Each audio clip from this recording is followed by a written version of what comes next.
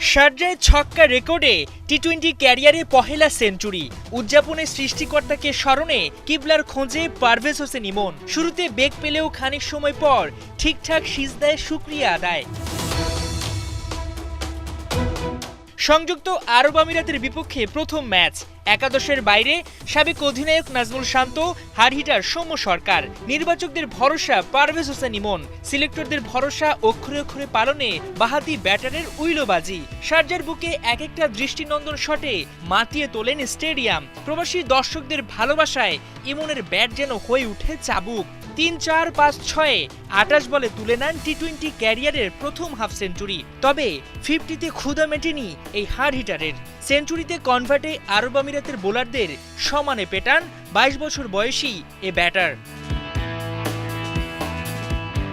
অবশ্য ইমনের সেঞ্চুরিটা আটকে যেতে পারত 84 রানে। নো বলে সে যাত্রায় বেঁচে যান টাইগার ওপেনার। তবে লাইফ পেয়ে কাজে লাগাতে একদমই ভুল করেননি ইমন। 5-4 ও 9 ছক্কায় 53 বলে দেখা পান টি-20 ক্যারিয়ারের প্রথম সেঞ্চুরি। একই সাথে নাম তোলেন তামিম ইকবালের পাশে। আন্তর্জাতিক টি-20তে বাংলাদেশিদের মধ্যে তামিমের পর দ্বিতীয় সেঞ্চুরিয়ান এখন ইমন। তবে শুধু তামিমের পাশে নাম তোলা নয়, সাবেক টাইগার তারকাকে পেছনেও ফেলেছেন।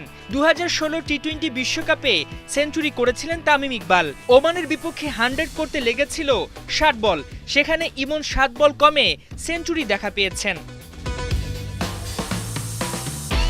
একই সঙ্গে টি-20তে বাংলাদেশিদের মধ্যে এক ইনিংসের সর্বোচ্চ ছক্কার রেকর্ডও এখন পারভেজের। আরব আমিরাতের বিপক্ষে মোট 9টা ছক্কা মেরেছেন তিনি। এর আগে সর্বোচ্চ ছক্কা ছিল রিশাদের 7টি। যদিও সেঞ্চুরি করে বেশি দূর আগাতে পারেননি ইমন। 54 বলে 100 রানে থামে তার ইনিংস। হাসান সজীব, 71।